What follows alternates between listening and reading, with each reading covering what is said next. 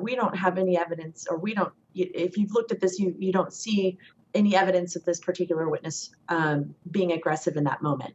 The other thing that I think is very important to take into consideration about this testimony is that this lieutenant, when we're using the word neck restraint, he has already importantly testified that the particular type of restraint used by Chauvin is not what's taught and is not authorized. So the neck restraint that this witness is discussing is an arm restraint. The 10 seconds it takes to render someone unconscious from his testimony was an arm restraint. And so I take his testimony as being pro-prosecution here, because if Chauvin was doing this correctly and he wanted to render this person, George Floyd, unconscious, he could have done so by following proper procedure, by wrapping his arm around this subject and rendering him unconscious there. So all of this damage that might have been done by the defense in this line of questioning, I think could have been fixed and rehabilitated with the clarification that the restraint that witness was talking about was certainly not the one used by Derek Chauvin on May 25th. But on cross, he did get him to admit that under certain circumstances, the use of the knee, the way he saw it in a picture that was shown to him, can be authorized. Again, where the defense is going with this is sort of twofold, I think.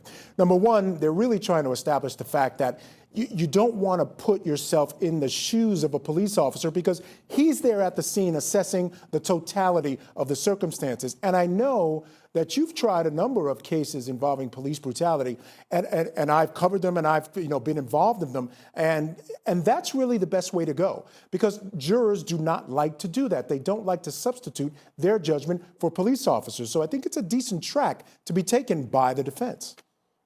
Certainly, and it's the only place they can go, because this whole parade of witnesses over the past 3 days has been these authority figures, these police authority figures, who are separating themselves and distancing themselves from one of their own. And I think that this lieutenant, if you look at and interpret his body language and his testimony, he looks reluctant to really report against Derek Chauvin and really point the finger. However, he has taken a stand in certain responses to the defense questioning. He does not think that a police officer should use this restraint until EMS comes. That's a point for the prosecution. I think that the only line of questioning that the defense can really do is try to play up the drug piece and the adrenaline piece. But again, it's been very difficult, I think, to do that with this particular witness, because he's already come out and said that he does not believe that use of force is authorized, especially after the testimony from the police chief yesterday. And one thing you said, Michael, is very true. We had pictures that were shown today, very helpful for the defense. And this lieutenant got on what I call the yes train in cross-examination. Yes. He was agreeing with Nelson the entire time on cross-examination, save and except 2 instances. And I think those pictures are going to be very confusing for the jurors, because at times this lieutenant said that he agreed that Chauvin's knee was on the back of George Floyd and not the neck. Very confusing.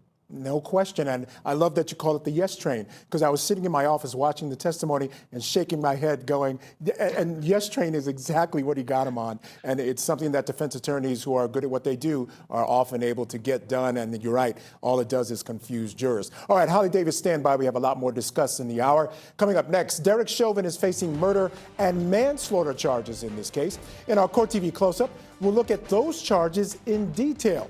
You're watching Court TV, your front row seat to justice.